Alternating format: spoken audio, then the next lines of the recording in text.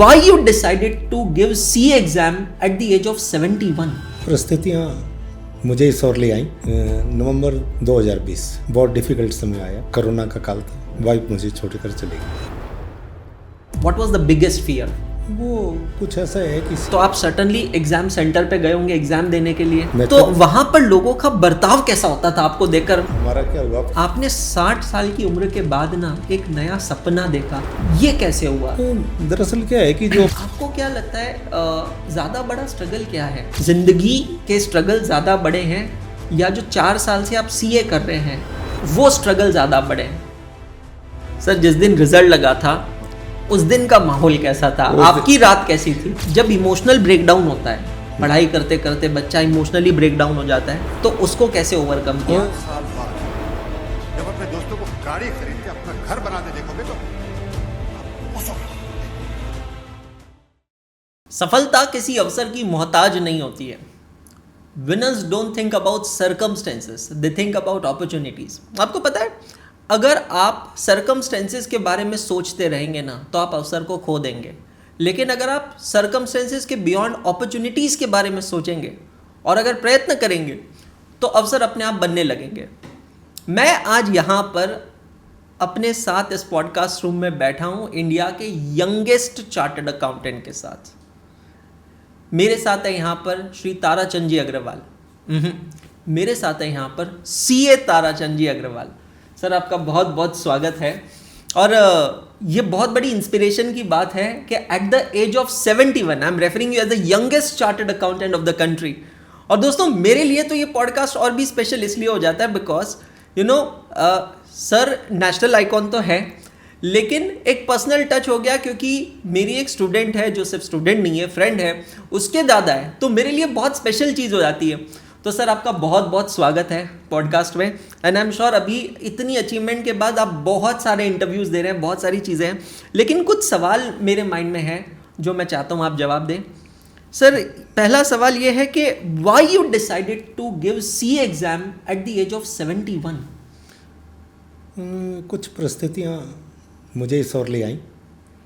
नवंबर 2020 बहुत डिफिकल्ट समय आया, कोरोना का काल था, वाइफ मुझे छोड़कर चली गई। मैं 2014 में रिटायर हुआ था, हमारी ज़िंदगी बहुत अच्छी चल रही थी, तो पर वो एक लंबा समय जो बॉन्डिंग का था उसके साथ 74 में मेरी मैरिज हुई थी, बहुत 46 साल का हो गया था। कब प्लान किया करते थे कि 50th एनिवर्सरी ऐसे मनाएंगे, सब बच्चे उसमें पार्ट लेते थे, पर वो चली गई तो अकेलापन बहुत काटता था। तो उसको दूर करने के लिए मेरे को गीता पढ़ाई गई, सब किया गया, तो मैं उस अवसाद से तो बाहर आ गया और इन बच्चों के साथ बैठ के मैं ये सब सीए कर रहे थे। मेरी दोहिती कर रही थी, मेरी दो दोहितियाँ और 2 पोतियाँ सीए कर रही थी, बाकी पढ़ रहे थे। तो मुझे किताबें पढ़ने का शौक़ था, तो उन्होंने कहा आप किताबें पढ़ा करो इनको। मैं इनको पूछता भी तुम्हें कोई प्रॉब्लम है तो तुम मेरे पास आओ, मेरे से शेयर करो। तो मैं इनके साथ करते करते मैंने एक दिन कहा, यार मैं सारा दिन किताबें पढ़ता हूँ, मैं भी कुछ कर लेता हूँ। तो कहते क्या करोगे? पूरी फैमिली थी हमारी, सारे, कोई भी नहीं था, सब पूरे के पूरे बैठे थे। तो मैंने कहा यार अब क्या करता हूँ, बीकॉम किया हुआ, एमकॉम कर लूँगा, फिर पीएचडी कर लूँगा, 4 साल निकल जाएंगे और ये 4 साल में कर लूँगा, मेरे को पता है। तो मेरा बड़ा बेटा जो सी है वो बोला कि पापा क्या ये करोगे यार, कुछ करना है तो कुछ बड़ा कर लो ना। मैं कहा बड़ा क्या कर लूँ? क्या जिससे नाम होगा सीए कर लो। मैं यार सीए सब कठिन कहते हैं, और उससे पहले मैं 1-2 बार कह भी चुका था कि करनी होगी तो मैं सीए अब करके दिखा दूंगा। तो बोला पापा आप भी पहले भी कहते थे कि मैं करके अब दिखा दूंगा, तो दिखा दो ना। तो उसके बाद मेरे को सबसे पहले मेरी बड़ी हुई थी जो उसमें फाइनल अटैम्प्ट दे रही थी, तो उसने कहा नानू आप तो ग्रेट हो, आप कुछ भी कर सकते हो। और अंकिका जो आपकी स्टूडेंट है उसकी बड़ी, वो बोली दादू आप कुछ भी कर सकते हो। तो अंकिका भी शामिल होगी, छोटे बच्चे भी शामिल हो गए, और अंत में मेरा जो छोटा बेटा है जो शॉप पे चलाता है वो बोला पापा, उसने इशारा किया केवल, उसने बोला नहीं मुँह से, चल पापा। सो आप कह रहे हो कि नॉर्मली हमने देखा है कि घर के बड़े जो होते हैं वो बच्चों को मोटिवेट करते हैं, लेकिन आपके केस में उल्टा हुआ है, पूरे परिवार के बच्चों ने मिलकर आपको मोटिवेट किया, चाहे आपके बेटे हो, आपके दोहिते दोहिती हो, पोता पोती हो, सब लोगों ने। तो आपने जब 71 के एज में सीए किया या आपने जब करने का सोचा था, तो आपके सामने सबसे बड़ा डर क्या था? What was the biggest fear? वो कुछ ऐसा है कि सीए में बहुत फेल होते देखे मैंने, और सुना कि सीए में रिजल्ट बहुत कम रहता है, तो मैंने देखा यार फेल हो गए तो कुछ क्या सोचेंगे बच्चे, क्या सोचेंगे, एक यही भय था, उसके बस अलावा यही कोई डर भय था, नहीं था। क्योंकि कि आपके अगर- दोती भी सीए कर रही, हाँ, पोती भी सीए कर रही। हाँ, कि अगर मैं फेल हो गया तो क्या सोचेंगे, कि मैं ऐसे कह देता हूँ कि मैं तो कुछ भी करूँ, ये मेरे पर इतना विश्वास है, इनका विश्वास टूटेगा, तो वो विश्वास वाली बात थी। फिर कुछ मेरे पर क्या है कि सालासर बालाजी की कृपा है, तो उसमें एक आता है कि वो कुछ भी कर सकते हैं जिस पे वो प्रभु मेहरबान हो। तो मेरे पे प्रभु की मेहरबानी थी, बच्चों का मेरे साथ साथ था, और मेरा अटूट विश्वास था, और मेरा अपने पे सबसे बड़ा विश्वास था कि मैं जिसको अटेम्प्ट करता हूँ, मैंने बहुत सारे असाइनमेंट ऐसे किए जिनको कि बैंक में भी असंभव माना गया कि ये हो नहीं पा रहा है, तो वो मेरे को असाइन किए जाते थे और मैं उन्हें सक्सेसफुली अटेम्प्ट करता था। तो मुझे ये तो भय नहीं था कि मैं अनसक्सेसफुल होऊंगा, पर हुआ, एक बार इंटर में हुआ, फाइनल में भी हुआ, तो पर मैंने उनसे पार पा लिया। हेल्थ चैलेंजेस भी आए पर मैं घबराया नहीं, मतलब आप लड़े रहे, डटे डटा रहे। रहा। मेरे में घबराहट केवल ये थी कि बच्चे क्या कहेंगे, इसलिए मेरे को करना है, मेरे लिए चैलेंज था, वो भय नहीं था, चैलेंज को कैसे मैं सो उसको। आपने कहा कि दादी जी नवंबर 2020 में चल गए थे, तो वो जब थे तब ऐसी कभी कोई चर्चा हुई थी आपके और उनके बीच में, ऐसा कहीं माइंड में? आप कब रिटायर हुए थे बैंक से? मैं 2014 में रिटायर हुआ था, मई 2014 2014 में। तो कभी ऐसा कोई चर्चा हुई थी कि मतलब आप करने वाले हो सीए, या आपने उनसे कहा या उन्होंने कभी कुछ कहा? तो मैं क्या, मुश्किल क्या है, मैं अब करके दिखा देता हूँ। तो आपके वो दादी जी ने रोक दिया कि ये कि क्या क्या पंगा ले रहे हो, इस उम्र में सारी उम्र बैंक में किताबें घिसते आए हो, अब फिर किताबें पकड़ के बैठ जाओगे, बड़ी मुश्किल से मेरे को टाइम देने लगे हो, चलो चुप बैठ जाओ। तो बच्चों ने फिर वो याद करा दिया, यार आपके मन में तो है ना, कर लो। फिर वो बात भी याद आई कि कर लेता हूँ, और तो क्या है। तो जिस दिन आपका रिजल्ट आया, उस दिन आपने उनको कॉन्ग्रेचुलेट किया मन से कि आज देखो आप तो इस दुनिया में नहीं हो, लेकिन ये एक अचीवमेंट हुई कुछ है? उल्टा हुआ, एग्जैक्टली उल्टा हुआ। अच्छा। कि वो मेरे को डांट लगा कि आखिर माना नहीं ना, जिद्दी है ना, जिद्दी के जिद्दी रहे तुम, करके माने हो ना। ओह। और पर दूसरे दिन आई कि मैं बहुत खुश हो रही हूँ, तो मेरे को आभास होता है ये कुछ है नहीं, पर उल्टा हुआ। मैंने वो उस दिन सुबह सुबह मैंने रिकॉर्ड कराया, यार दादी आज नाराज़ हो गई थी, देखो जिद्दी हो, मेरी बात नहीं मानी आपने, फिर कर लिया। तो मेरा रिकॉर्डिंग भी शायद इन बच्चों के पास होगा, किसी के पास, मैं क्या बाद में भूल जाते हैं, कहते हैं जो सुबह सुबह की बात होती है। मैं सुबह सुबह बेटे को मैंने कहा देखिए हुआ आज। तो सो आपकी ये जो जर्नी है बहुत अलग रही होगी। दोस्तों आप लोगों ने एक मूवी देखी होगी जिसका नाम है मैं हूं ना, आपने देखी है वो पिक्चर? नहीं, मैंने नहीं देखी। अच्छा, तो एक शाहरुख खान की पिक्चर, उसका नाम है मैं हूं ना, जिसमें 40 साल की उम्र में शाहरुख खान कॉलेज में पढ़ने जाता है, तो कॉलेज के सारे बच्चे वो देखकर बहुत अजीब सा बिहेव करते हैं। तो आपने जब सीए किया तो इनिशियली तो 2021 में जब आपने चालू किया था तब तो लॉकडाउन था जी।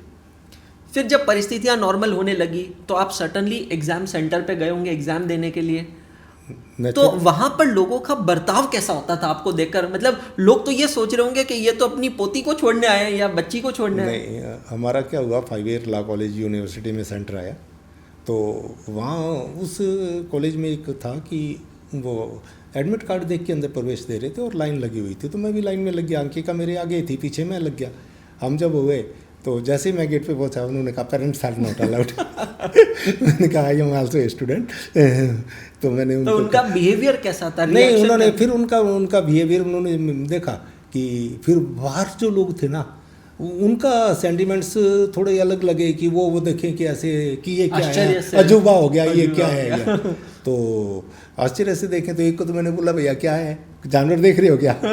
एग्जैक्टली ये हुआ कि वो आदमी ऐसे देखे मेरे चेहरे की तरफ, तो मैंने कहा यार कोई चिड़ियाघर में आए हो, तो अजीब लगा। तो अंकिका बहुत हंसी थी उस दिन। सो यार दोस्तों आपको पता है ये बड़ी इंटरेस्टिंग चीज़ है। सर का जन्म 1954 में हुआ था, राजस्थान और पंजाब के बॉर्डर पे स्थित एक जगह पे, और उसके बाद में अपनी +2 करने के बाद सर ने मेडिकल कोर्स किया था, प्री मेडिकल कोर्स किया था, बिकॉज वो मेडिकल की तरफ जाना चाहते थे। परिवार की ज़रूरतों के चलते और जिम्मेदारियां जल्दी उठानी थी, तो उन्होंने जॉब ज्वाइन कर ली। State bank of Bikaner and Jaipur में वो एज अ बैंकर जॉब पे रहे। काफ़ी लोग सर जब पूरी ज़िंदगी इतनी मेहनत करते हैं,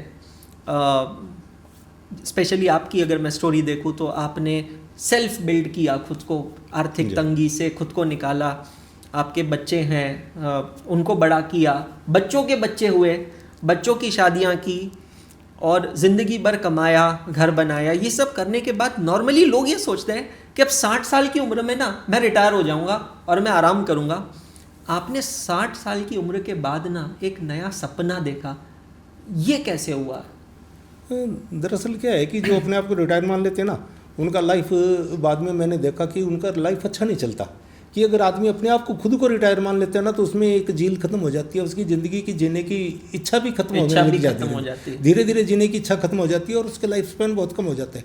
तो ज़्यादातर वही लोग जल्दी चले जाते हैं जिन्होंने अपनी इच्छा ख़त्म कर ली। अगर आप अपनी इच्छा बनाए रखोगे तो आप अच्छे चलते रहोगे। और फिर दूसरी बात है कि जो हेल्थ है, जो चलने फिरने का स्टाइल है, तो वो आपके विल पावर पे और आपके माइंडसेट पे डिपेंड करता है।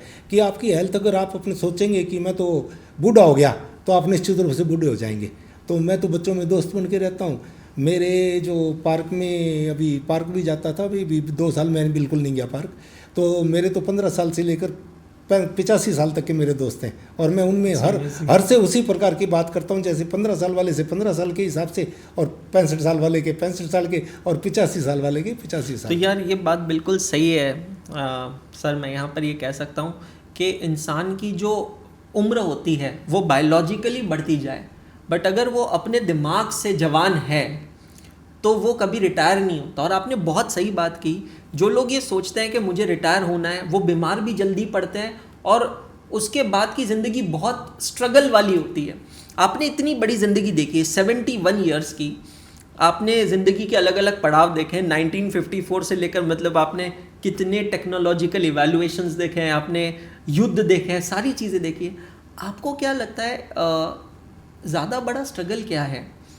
ज़िंदगी के स्ट्रगल ज़्यादा बड़े हैं या जो 4 साल से आप सीए कर रहे हैं वो स्ट्रगल ज़्यादा बड़े हैं? स्ट्रगल सब बराबर होते हैं। कि टेक्नोलॉजी चेंजेस भी बहुत हुए, उस समय भी अजीब अजीब परिस्थितियाँ हुई। कि हम पुराने बैंकर थे तो कहने लगे 1998 में वो एक बैंक मास्टर आया था, उससे पहले लेजर पोस्टिंग मशीन्स आई थी और उसके बाद में ये कोर बैंकिंग आया। तो कहने लगे कि यार ये पुराने लोग तो सेटअप नहीं हो पाएंगे। तो मैंने कहा भैया, मैंने तो उस चैलेंज में किया कि जब मेरे यहाँ ट्रांसफ़र हुआ जयपुर में 99 में, पहली बार जयपुर में मैं ट्रांसफ़र हुआ और सिस्कम ब्रांच एड में लगाया। तो यहाँ कोर बैंकिंग थी और नहीं, बैंक मास्टर था मेरे यहाँ, वहाँ मैनुअल था। तो हमारे वहाँ एक बैंक मास्टर की ब्रांच थी। तो मैंने उसको पूछा, भाई मेरे को थोड़ा सिखा दो यार, वहाँ जाके लोग हंसेंगे कि मैनेजर आ गया, इसको कुछ आता नहीं। तो उन्होंने कहा नहीं, कंप्यूटर पे हाथ नहीं लगाना, पता नहीं ख़राब हो जाएगा। नहीं, मेरे को किसी ने कंप्यूटर पे हाथ नहीं लगाने दिया। मैं सिस्कम ब्रांच आया तो मैंने आके यहाँ ज्वाइन किया। तो मैंने आके वो देखा, यार ये इतना सही होता है क्या। उससे पहले मैं कंप्यूटर हैंडल कर चुका था, क्योंकि हमने कुछ एक कंप्यूटर उन दिनों में 1998 में हमने पहले भी एक लिया था कंप्यूटर, पैकार्ड बेल का आता था उस समय, वो लिया और उसमें हमने एक्सेल में काम किया हुआ था। तो मैंने देखा यही है क्या बैंक मास्टर, यार क्या है क्या। तो मैंने 5-7 दिन बाद फ़ोन किया उस ब्रांच में जिसने मेरे को हाथ नहीं लगाने दिया था, भैया बैंक मास्टर में कोई प्रॉब्लम आए तो मेरे से पूछ लेना। क्योंकि उन दिनों ये पावर कट हो जाते थे, वो बीच में से डाटा उड़ जाता था, बहुत सारी प्रॉब्लम थी, वो सारी पोस्टिंग दोबारा करनी पड़ती थी, बैलेंस शीट में क्या डिफरेंस आ जाता था। तो मैंने कहा यार बैलेंस शीट में डिफरेंस आता है तो इसको हम दोबारा क्यों करें। ये मैंने डेवलप किया हमारे बैंक में कि इसके लिए हमने क्या करें, हम यार उसकी अपने क्या है डे बुक निकाल लेना, जो एंट्री सिंगल पोस्ट हुई है उस एंट्री को, एक एंट्री को डिलीट करें ना। यार हम 4000 का डाटा है, हम 4000 डाटा पर डिलीट मारते हैं, फिर उसको पहले दिन का बैकअप रिस्टोर करते हैं और उसके बाद में हम पूरी एंट्रियाँ दोबारा करते हैं, सारी रात बैठे रहते हैं। यार क्या पागलपन है। तो कहते हैं ऐसा पॉसिबल है क्या। मैं क्या मेरी ब्रांच में करके दिखाऊंगा, अभी यूपीएस स्टेप होगा और जिस दिन हुआ तो उस दिन मैं आपकी मदद लूँगा और आप मेरे को ये रिपोर्ट निकाल के दे देना, उसके बाद मैं एंट्री बता दूंगा कौन सी एंट्री आपको करनी है। तो उसके बाद में ये आराम हुआ। तो उस समय मैं भी तो पुराना था ना, जिसको कोई कंप्यूटर का ABC भी नहीं पता था। तो लोग डेवलप नहीं करना चाहते अपने को, लोग भागते हैं चैलेंज से। अगर चैलेंज एक्सेप्ट करो तो सब चैलेंज स्वीकार। तो आपका ये कहना है कि जो बच्चे सीए कर रहे हैं, देखिए आपने तो इस उम्र में किया, जो 18, 19, 20, 24, 25, 28 साल के बच्चे सीए करते हैं, उनको लगता है कि सीए में बहुत स्ट्रगल है। तो आपका ये मानना है कि ज़िंदगी के स्ट्रगल उससे बड़े हैं सीए के स्ट्रगल से? निश्चित रूप से बड़े हैं। एग्जाम में एग्जाम होता है। देखो मेरी बात सुनो, जब हम 8वीं क्लास में देते हैं, 8वीं क्लास नॉर्मल देते थे, अभी 8वीं क्लास का बोर्ड हुआ दिल्ली में, वो छोटी पोती पढ़ती है, दादू बोर्ड की परीक्षा देनी है, दादू बोर्ड गया है, अब क्या तो बोर्ड है। अरे बेटा मैंने कहा बोर्ड है तो 7वीं की भी तो दी थी ना, 8वीं का बोर्ड खा जाएगा क्या? पेपर तो वैसा ही आएगा, बोर्ड होने से पेपर थोड़ा बदल गया। सब कह रहे हैं बोर्ड है, तो बोर्ड है तो तू बेटा तू तो मान के कि नॉर्मल पेपर है। और सीए के लिए मैंने कहा कि एग्जाम हमने बहुत दिए, तो सीए भी एग्जाम है ना, कौन सा कंपटीशन वाला है? कंपटीशन वाले में तो ठीक है, दूसरा अच्छा है तो वो निकल जाएगा। ये तो एग्जाम है ना, आप 50 नंबर लाओगे पास हो जाओगे, एग्रीगेट 50 लिया हो, इंडिविजुअल 40 लिया हो, पास हो जाओगे, इसमें इतना कोई टेंशन की बात नहीं है। और फिर तो एग्ज़ाम को एग्ज़ाम की तरफ से लेंगे, चैलेंज के रूप में लेंगे तो हम कर लेंगे, और मेहनत करेंगे तो कोई इतना स्ट्रगल वाली कोई बात मैं मानता ही नहीं कि इतना स्ट्रगल है। और उतना ईजी भी नहीं है कि जो लोग कहते हैं कि 10वीं जीतना उतना ईजी तो यार नहीं है। जितने भी बच्चे ये सेशन देख रहे हैं ना, सबको मैं ऑनेस्टली ये चीज़ बता रहा हूँ कि सर की बात से मैं पूरी तरह अग्री हूँ। लाइफ के स्ट्रगल्स सीए से बहुत बड़े हैं। आपको अभी लग रहा होगा कि सीए बहुत डिफिकल्ट है, इसमें बहुत स्ट्रगल है, बहुत स्ट्रेस है, because you haven't seen bigger struggle and stress in your life. Someday sit with your mummy and पापा, अपने पेरेंट्स के साथ बैठिए, कभी अपने दादा दादी के साथ बैठिए, या ये पॉडकास्ट देखिए, तो आपको पता चलेगा कि ज़िंदगी के बाकी जो स्ट्रगल है वो सीए के स्ट्रगल से बहुत बड़े होते हैं। सर अब हम आ गए 2021 में। 2021 में आपने सोचा, सब ने मोटिवेट किया मुझे सीए करना है। अब आपका सीए का सफ़र कैसे निकला? आपने डायरेक्ट एंट्री रूट के थ्रू रजिस्ट्रेशन किया होगा जी। तो आपने रजिस्ट्रेशन किया, तो वो रजिस्ट्रेशन किसने किया, वो प्रोसेस कैसे आगे बढ़ी? देखो आज तक मज़ेदार बात बता दूं कि मैं कहता हूं कि मैं कंप्यूटर में कुछ भी कर सकता हूं और कंप्यूटर में कितना भी काम कर सकता हूं, 12 से 14 बैठ सकता हूं, पर मैंने ना तो आज तक अपना एग्जामिनेशन फॉर्म फिल किया, उसके लिए मैं इंस्टीट्यूट की साइड पर कोई एक्टिविटी नहीं करूँगा। अभी आप माने कि रजिस्ट्रेशन मेरे बड़े बेटे ने करवाया, और मेरा इंटर का फार्म अंशिका ने, जो अंकिका से बड़ी हैं, उन्होंने भरा। फाइनल का एग्जामिनेशन फार्म अंकिका ने भरा मेरा दोनों बार। मैंने खुद भरने की हिम्मत ही नहीं करी कि भर दे, अंकिका फार्म भरो। सो आपने जब 2021 में डायरेक्ट एंट्री से रजिस्टर किया था, उस समय एक रूल हुआ करता था कि रजिस्ट्रेशन के बाद आपको पहले ITOC का कोर्स करना है, उसके बाद में 8-9 महीने की आर्टिकलशिप करनी है, उसके बाद में जाकर आप इंटरमीडिएट की एग्ज़ाम दे सकते हैं। तो आपने वो ITOC का कोर्स कैसे किया? ITOC कोर्स के लिए उन्होंने मेरे को कहा कि आर्टिकलशिप चालू करेंगे, उसके बाद 8 महीने बाद एग्जाम दे रहे हो। तो मैंने कहा अभी तो रजिस्ट्रेशन करवा लिया, अभी तो केवल 1 महीना है हमारे पास, आर्टिकलशिप चालू 8 महीने की होगी। अगर मई मेरे को 22 में बैठना है तो मेरे को इमीडिएट क्लासेज लेनी पड़ेंगी, और इमीडिएट क्लासेज लेने के बाद में IT का तो पेपर भी पास करना पड़ेगा। हाँ। तो ऐसा ढूंढो फटाफट। तो कहने लगे आप ढूंढो, आप ही को करनी है। मैंने कहा नहीं बेटा इतनी तो मदद करो भाई, अब मेरे को पता ही नहीं है इस साइड पे कहाँ से ढूंढना है। तो वो आंचल फटाफट उसने देखी कि नानू जयपुर में बैच आ रहा है, तो मैंने कहा रजिस्टर्ड करा दो। वो हमने जयपुर में रजिस्टर्ड करा लिया बैच। तो अगले दिन हुआ कि जयपुर का बैच कैंसिल हो गया। ओह। तो मैं कहते नानू ये तो बैच कैंसिल हो गया। तो मैंने कहा यार मेरे को नवंबर 22 में भेजोगे क्या? तो कहते नहीं ढूंढती हूँ। फिर कहते देहरादून का आ रहा है। मैं क्या ऑनलाइन है बेटा, कहाँ प्रॉब्लम है?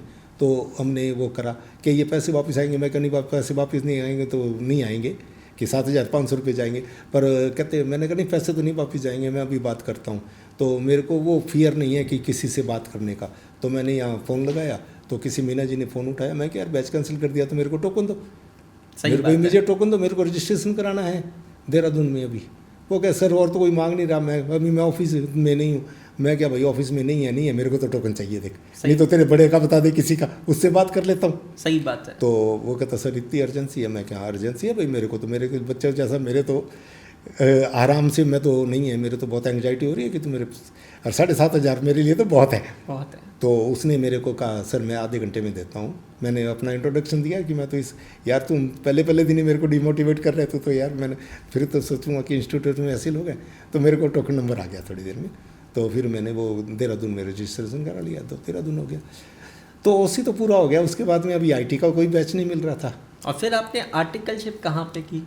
आर्टिकल करने के लिए हमारे बहुत ऑप्शन थे, मेरे पास तो मेरे को कोई मना ही नहीं कर रहा था। आपके बड़े बेटे ही सीए हैं तो आप उनके तो अंडर कर लिया, articles मैंने उसके अंडर कर लूँगा मैं, कि उसका ऑफिस तो संभाल ही रहा था।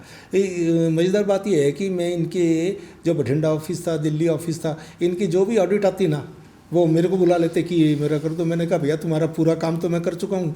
पिछले 2015 से मैं जो बैंक ऑडिट आई, 2014 की तो मेरे निपटवा के आया था, 2015 में हमारे पास आई, 2015 में हमारे पास आई हैदराबाद की और हमें मिला तेलंगाना।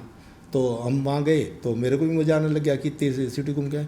फिर उसके बाद में हमें आया SBI का ऑडिट, वो हमें पंजाब की ब्रांचें मिली। फिर PNB आया तो हमें मिली नॉर्थ ईस्ट की ब्रांचेज, और मैंने नॉर्थ ईस्ट घूम के आया। त्रिपुरा भी गए, मिले हमें, अगरतला गए हम। और फिर उसके बाद में अगली बार आया, उड़ीसा आया, तो जगन्नाथ जी के दर्शन तो आपकी आर्टिकलशिप जो है आपके बेटे के अंडर हुई, जो आपने प्रॉपर तरीके से की थी, क्योंकि पहले भी आप ऑफिस संभाल रहे थे। फिर आपका इंटरमीडिएट का अटेम्प्ट कौन सा था? मई 2022 मई 2022 था पूरा। उसमें आपने दोनों ग्रुप्स दिए? दोनों ग्रुप्स दिए। मई 2022 दोस्तों, उस समय ओल्ड सिलेबस हुआ करता था।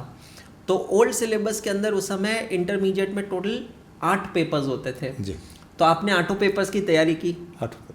तो ये तैयारी कैसे की आपने कोई क्लासेस लगाई थी या आप कैसे तैयारी करते थे?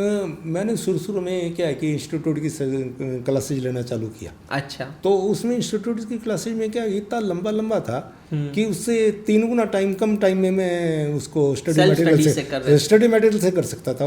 वो पढ़ाते तो बहुत अच्छा थे, पर उनका टाइम जो था ना वो बहुत ज़्यादा था कि किसी चीज़ का कॉन्सेप्ट को समझाने में। तो उससे मेरे को कुछ किताब, और मैंने जो पहले भी स्टडी किया था, मैंने ग्रेजुएशन किया जो वो बाद में किया नौकरी लगने के बाद में, वो भी मैंने, वहाँ तो कोई पढ़ाने वाला ही नहीं था, और मैं खुद अपनी किताबों से पढ़ के मैंने ग्रेजुएशन किया। उसके बाद मैंने इंडियन इंस्टीट्यूट ऑफ बैंकर्स का एसोसिएट एग्जामिनेशन के 2 ग्रुप होते हैं, वो भी मैंने किताबें पढ़ के किए, क्योंकि वहाँ कोई, जहाँ मेरा पोस्टिंग था अनूपगढ़ में, वहाँ कोई ऐसा साधन ही नहीं था कि कोई मेरे को दूसरा बताने वाला ही नहीं था कि अगर मेरे को समझ नहीं आया तो बस नहीं आया। तो आपने पूरी इंटरमीडिएट की तैयारी और सीए इंस्टीट्यूट के स्टडी मटेरियल से ही करी, सेल्फ स्टडी करके? हाँ, मैंने इंटर की तैयारी सीए इंस्टीट्यूट के मटेरियल से ही करी। और थोड़ा EIS में मेरे को प्रॉब्लम आया कि EIS के कारण मेरे को सेकंड ग्रुप में मेरा जो एक पेपर था उसका एग्जाम्पशन आया था, मेरे को 3 पेपर देने थे दोबारा। तो सीए इंटरमीडिएट मई 2022 की जो एग्ज़ाम थी उसका आपका रिजल्ट क्या था? सी में उसमें मेरे क्या है कि ग्रुप 1 क्लियर हुआ था। अच्छा। और 5 नंबर पेपर में एग्जाम्पशन था मेरे को। 5 नंबर का पेपर था उस समय, अकाउंट्स का, कॉस्ट का था, यहाँ कॉस्ट अकाउंटिंग था। नहीं, कॉस्ट अकाउंटिंग ग्रुप 1 में था। 5 नंबर का पेपर एडवांस्ड अकाउंटिंग, उसमें मेरा एग्जाम्पशन था। अच्छा, उसमें आपका एग्जाम्पशन आया मई 2022 में। मेरे को यहाँ पे ना एक क्यूरियोसिटी है जानने की, फिर लैंग्वेज कभी आपके लिए बैरियर नहीं रही, क्योंकि मॉड्यूल तो सारे इंग्लिश में थे? नहीं, वो इंग्लिश में मेरे प्रॉब्लम नहीं है। अच्छा। पर मेरे को केवल रटने की समस्या थी कि या इसमें रटना था। अगर या इसमें मेरे आए थे 38 के कुछ आए थे। अगर मेरे उसमें 40 होते तो मेरा बहुत ग्रुप क्लियर हो जाते, और बाकी मेरे को रटने वाला मेरे से काम होता नहीं है, और ना मेरे को लैंग्वेज की प्रॉब्लम है। पर यह लैंग्वेज की प्रॉब्लम मेरे को लगी जब मैं फाइनल में फेल हो गया, कि मेरे को ऑडिट में नहीं पास हुआ, तो मेरे को लगा कि कुछ इसमें लैंग्वेज बहुत। और आपके प्रैक्टिकल सब्जेक्ट ज़्यादा स्ट्रांग थे या थ्योरी सब्जेक्ट ज़्यादा स्ट्रांग? मेरे प्रैक्टिकल बहुत स्ट्रांग है और मेरे थ्योरी बहुत वीक है।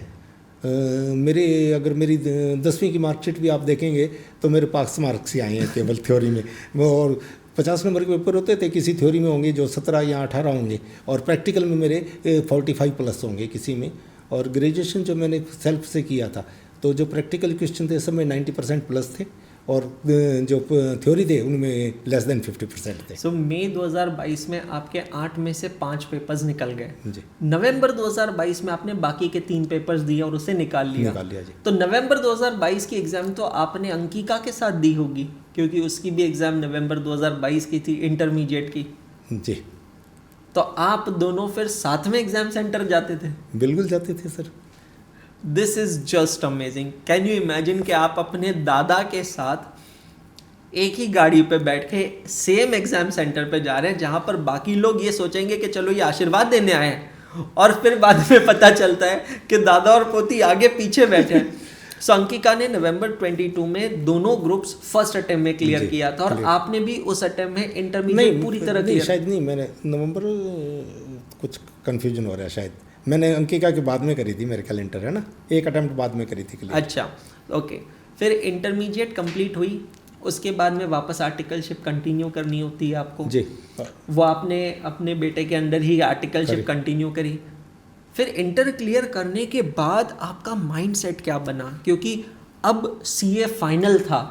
देखिए आपने डायरेक्ट एंट्री से की, आपको 2 ही एग्जाम्स देनी थी, पर फाइनल जो है बहुत बड़ी एग्जाम होती है, उसका रिजल्ट बहुत कम लगता है। तो फाइनल से पहले भी ओसी हो रहा है, वो एडवांस एमसीएस हाँ, एमसीएस और हाँ। वो नहीं, पहले तो बात तो वो क्वालिफाइड होने के बाद में कर सकते थे, वो बाद में पर भी। हमारे क्या जो हमारे वाला था उसमें हो गया कि एमसीएस और एडवांस आईटीटी आपको पहले करना होता है। तो उसका हुआ कि जैसे रिजल्ट आया तो फिर मैंने उसके लिए रजिस्ट्रेशन कराया। अच्छा। तो उसके लिए मेरे को जयपुर, उसमें मैं मुंबई में था तो वो भी मेरी दोहिती ने रजिस्ट्रेशन करा दिए दोनों। तो वो रजिस्ट्रेशन भी मैंने नहीं किए, तो मैंने यहाँ आके क्लासेज ही, वो क्लासेज वाला भी एक अलग एक्सपीरियंस था कि अपने पोते के उम्र के बच्चों के साथ उस क्लास में बैठना, तो उसमें भी वही होता रहा कि कर लिया, अच्छे से कर लिया। और उसके बाद में फाइनल की तैयारी का थोड़ा स्ट्रेस था। पर आपको एक और बात बताता हूँ कि जब मैंने इंटर के दिया कि मेरे को सेल्फ असेसमेंट बहुत अच्छा आता है कि मैंने ये कर लिया, तो मैंने फाइनल की एफआर और एएफएम का कोर्स रिजल्ट आने से पहले पूरा कर चुका था मैं। इंटरमीडिएट की रिजल्ट आने से पहले? हाँ, जब मैं एमसीएस की क्लास में गया तब मैंने लोगों को बताया कि मैंने एफआर और एएफएम पूरी कर ली है, कंप्लीट कर लिया था, सेल्फ स्टडी। हाँ, और एएफएम का केवल 2 चैप्टर बचा था और एफआर पूरी कंप्लीट कर लिया था। और ये मैंने मुंबई में वहाँ बेटी के पास रहते रहते कर लिया था, क्योंकि इंटर दे के मैं वहाँ चला गया था। This is just amazing, it's unbelievable actually. Amazing से ज़्यादा ये तो मज़ेदार बात ये है कि कुछ एएफएम के स्टूडेंट्स को प्रॉब्लम आती थी तो मैं उनको कहता था यार किसी को एएफएम समझना हो तो मेरे से समझ लेना, और कुछ बच्चों ने मेरे से पोर्टफोलियो मैनेजमेंट के बहुत सारे समझे। और आपने ये सब कुछ आईसीआई का स्टडी मटेरियल यूज़ कर कर ही किया है? नहीं, अगर उसको करके करते हैं ना सर, एक मैं अलग से बात बताता हूँ कि उसको हम करते हैं कि अगर आप सर पढ़ाते हैं तो बच्चे उसको क्या है कि उसमें केवल वो नहीं है जो उसका कॉन्सेप्ट है उसको नहीं समझ पा रहे ना कि वो कहना क्या चाहता है। कि अगर हम खुद पढ़ के समझते हैं, मेरे को समझना है कि इसको ये इसको इस फिगर को यहाँ फिगर लाना क्यों है, कि आपने बता दिया कि ये चलो मान लो कि हम इन्वेंट्री है, इन्वेंट्री पे बात कर रहे हैं कि आपने बता दिया कि इन्वेंट्री के 3 नियम है, तो यार ये नियम लगाए क्यों? मैं तो वो भी जानना मेरे तो वो भी क्यूरियोसिटी थी कि यार ये बना दिया यार, सीधा सा हिसाब कर रहे हैं ना कि भाई हम तो दुकान पे भी बैठते थे, इन्वेंट्री तो सीधी सी बात है कि बैलेंस शीट बनाएंगे, जो स्टॉक है उसका वैल्यूएशन करके ले लेंगे। अब यार इतना सारा इसमें ये घुमा फिर अब क्यों कर दिया इन्होंने, तो क्या है?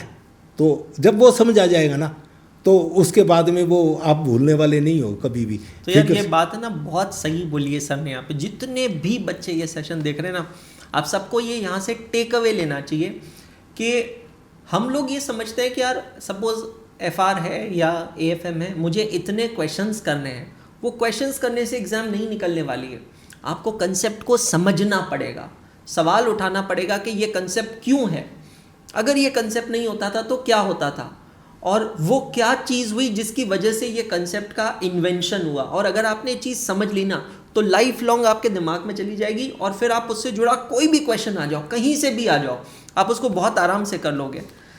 इस पे एक और बात बताना चाहूँगा। हाँ जी सर। कि इंडियन इंस्टीट्यूट ऑफ बैंकर्स में फॉरेन एक्सचेंज का एक पेपर होता था। अच्छा। और मैंने उसमें फॉरेन एक्सचेंज का वो चैप्टर पढ़ा, तो इसमें आया कि अभी मज़ेदार बात हुई कि मैंने एक दिन वो देखा कि लोग कहते क्या है, तो मेरे को बीच बीच में शो आता, मैंने यूट्यूब चला के देखा तो वो बता रहे थे how to prepare the AFM. Okay. तो मैंने देखा वो कह रहे यार फॉरेन एक्सचेंज छोड़ देना, फॉरेन एक्सचेंज छोड़ देना।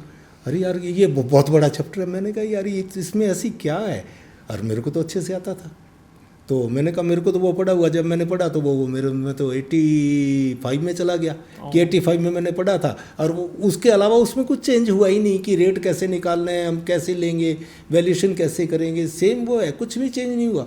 तो अगर मैंने उस समय पढ़ा खुद से तो थोड़ा सा पढ़ते पढ़ते आ गया कि ये हुआ। मैंने भी अंकी को कहा था सभी छोड़ देते हैं कि ये इस पर ज़्यादा टाइम लगता है, तो अंकी का कहने लगी नहीं मैंने अच्छे से समझा। मैं कहा बेटा अच्छे से समझा, कॉन्सेप्ट समझा है ना, तो उसके बाद में क्या है कि आपको कोई प्रॉब्लम नहीं आने वाली। अगर कॉन्सेप्ट समझा तो उसमें हमें रटने की ज़रूरत नहीं है।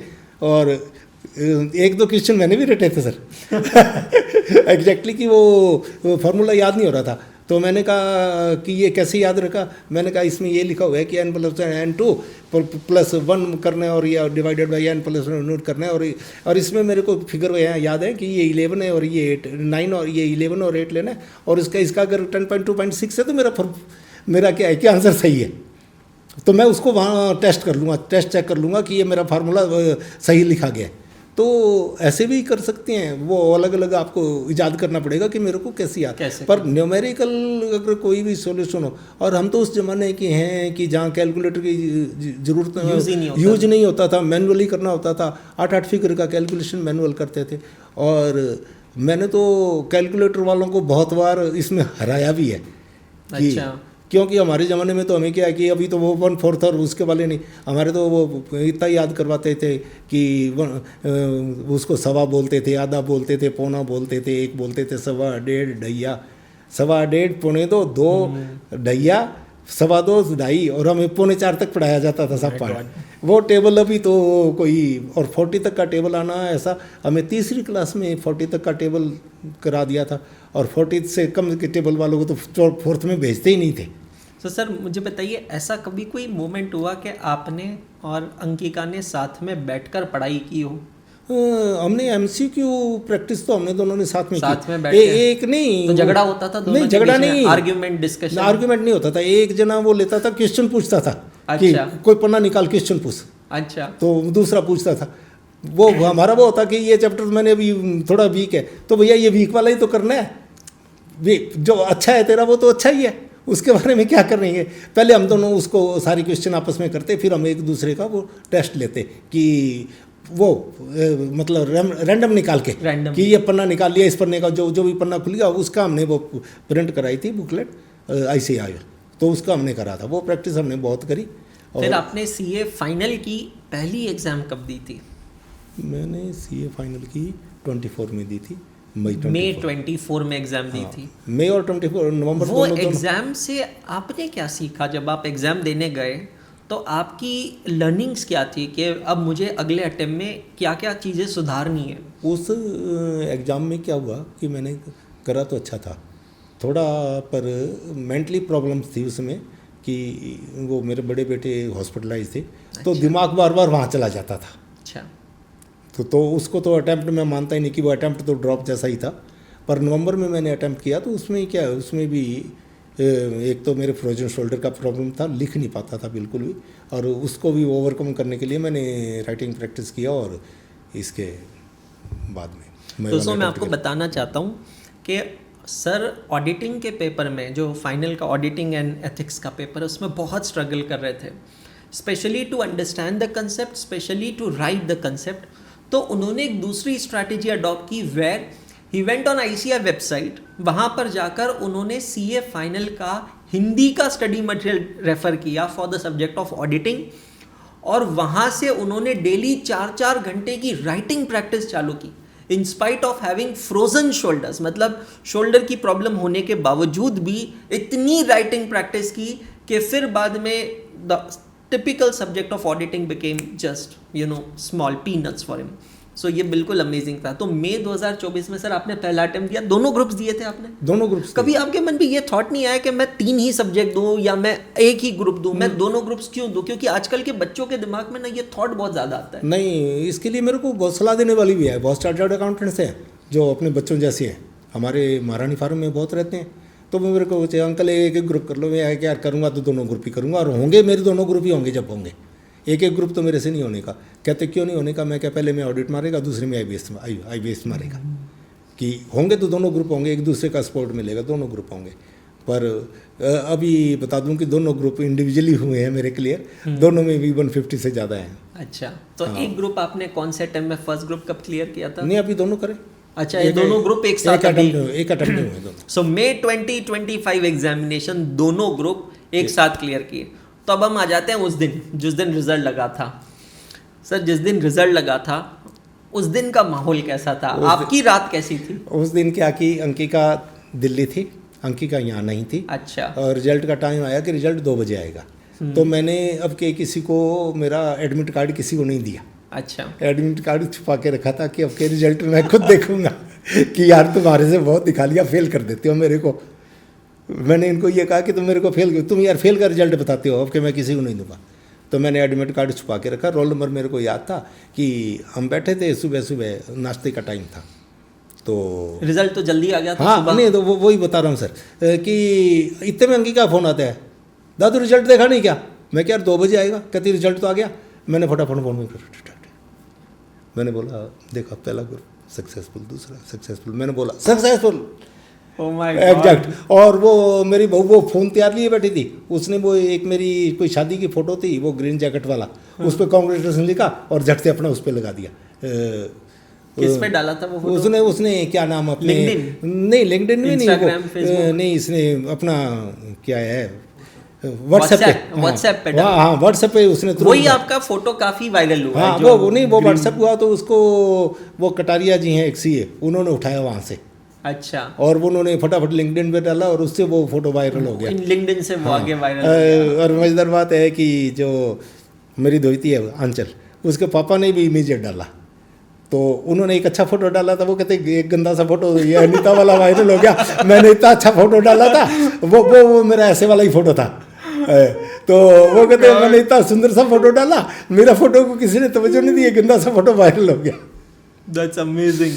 एक मज़ेदार बात बताऊं क्या, जब मैंने ये 70 में फेल हुआ ना ये, तो अंकिका क्या बोली, क्या है दादू अच्छे के लिए हुआ है? मैं क्या अच्छे के लिए हो गया, मैं फेल होता हूँ, तू कहती अच्छे के हो गया? कहती अब ये 70 है ना, लोग बोलते CA 70, क्या है 70? CA लोग बोलेंगे CA 71 बहुत बड़ा हो गया देखो, 70 तो ऐसे ढीला ढाला सा होता। That's amazing. तो सर अब आप 71 की एज में सीए बने हैं, तो अब आपके प्लान्स क्या हैं? मतलब देखिए अब अगर कोई यंग सीए बनता है 25, 26, 24, 25 की उम्र में, तो उसकी ज़िंदगी से कुछ उम्मीद होती है, मैंने बहुत पैसा कमाना है, घर बना, क्योंकि तो जवान होता है, ना शादी हुई है, ना बच्चे हुए हैं, ना प्रॉपर्टी बनी है, आपने अपनी ज़िंदगी में सारे काम निपटा लिए, तो अब आप अपने सीए की डिग्री को कैसे यूज़ करना चाहते हैं? देखो पैसा कमाना तो मेरा उद्देश्य नहीं है। तो मैंने अभी तो बहुत सारे बच्चे ही आ रहे हैं कि जो अनसक्सेसफुल रहे हैं और काफ़ी अटैम्प्ट हो गए।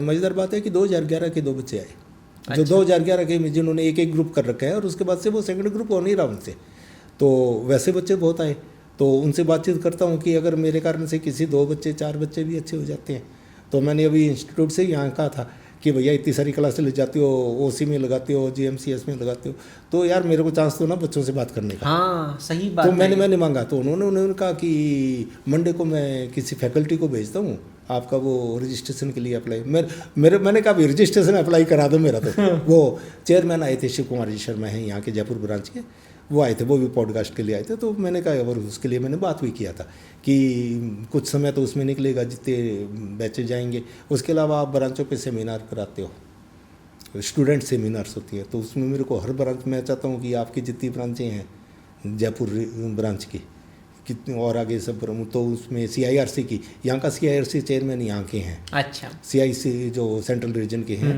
कानपुर के, वो चेयरमैन यहाँ से है, और वो मेरे GMCS में वो उस समय कोई सेक्रेटरी यहीं लोकल के सेक्रेटरी थे, तो रोज़ मेरी मुलाकात होती थी।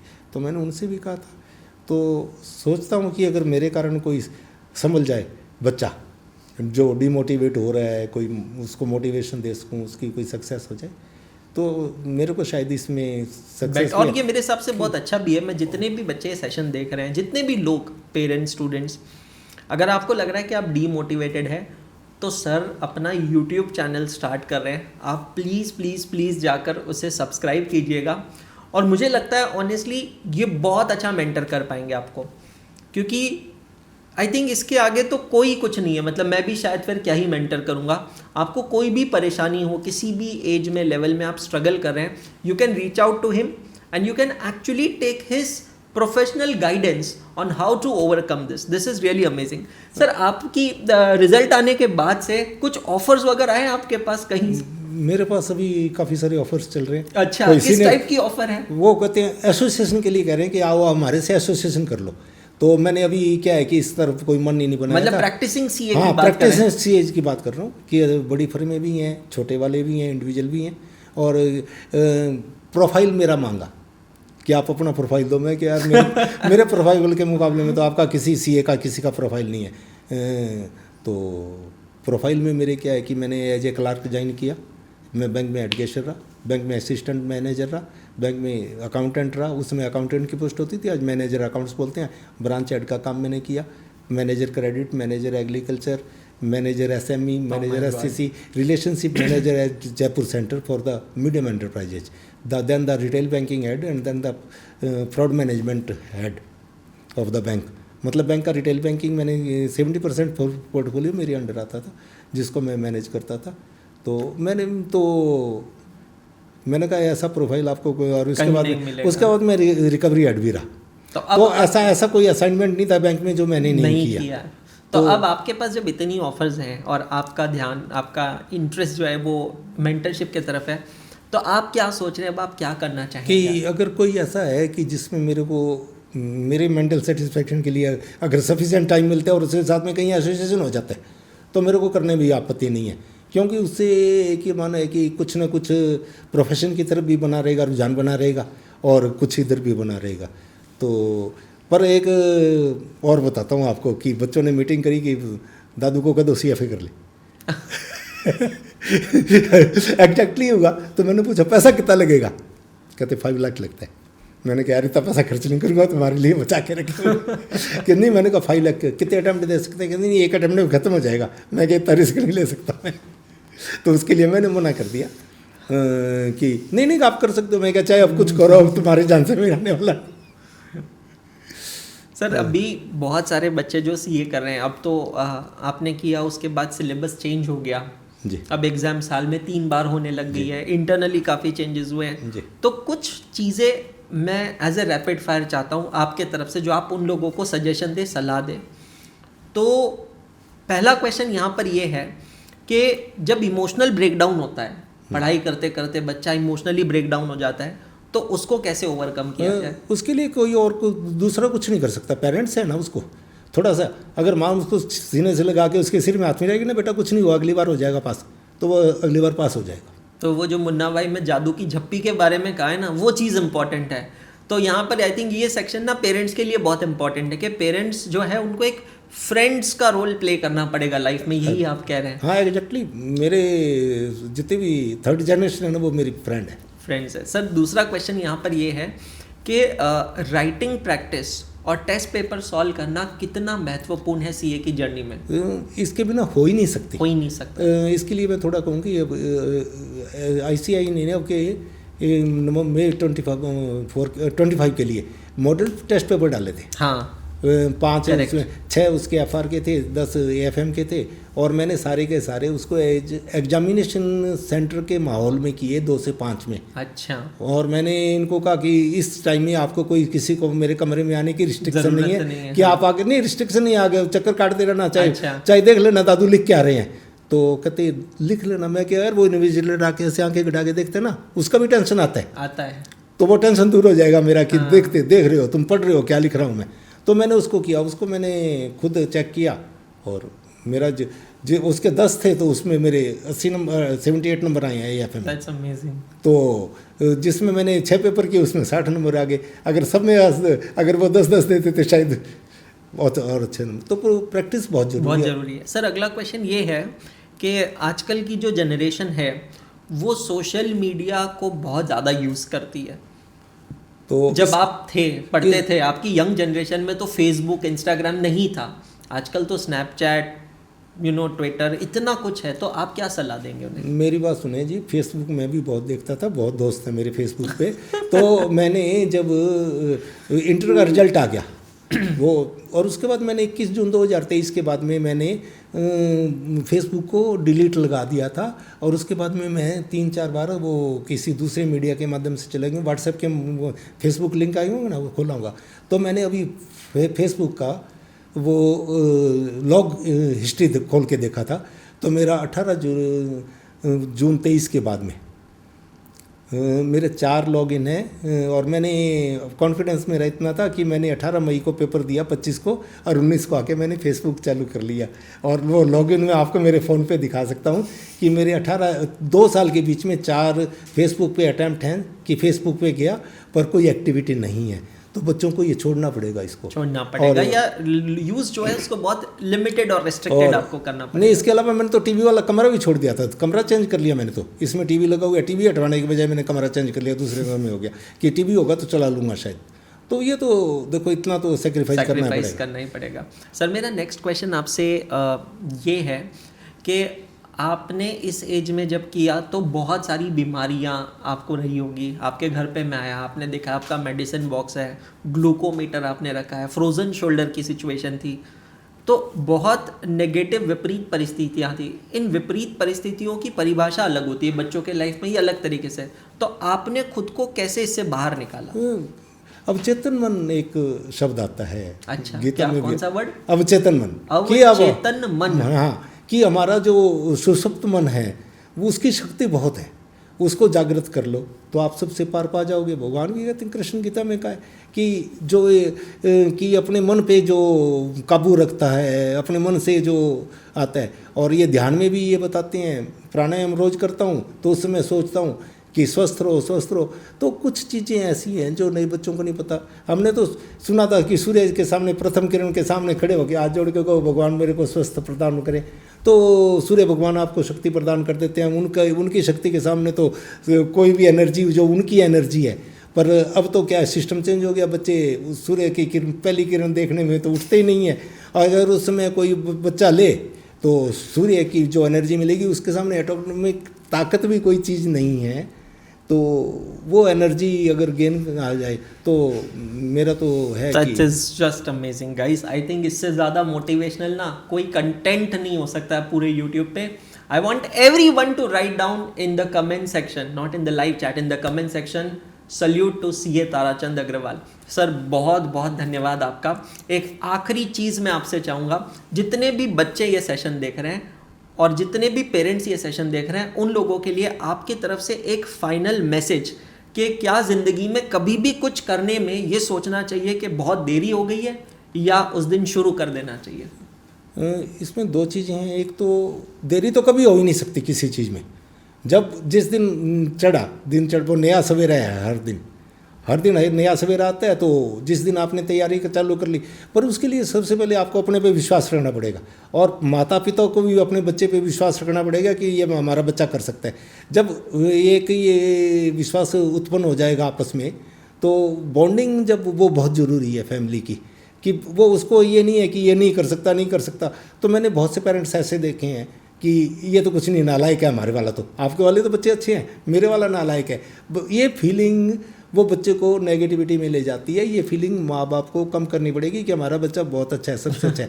हमारे बचपन में हम सुनते थे, कहते कि माँ को सबसे अपना अच्छा सुंदर बच्चा अपना ही लगता है। तो वो फीलिंग वापस लानी पड़ेगी कि मेरा बच्चा सबसे सुंदर, मेरा बच्चा सबसे इंटेलिजेंट, मेरा बच्चा सबसे अच्छा, और उससे बच्चे को भी लगेगा कि मैं तो सबसे अच्छा हूँ।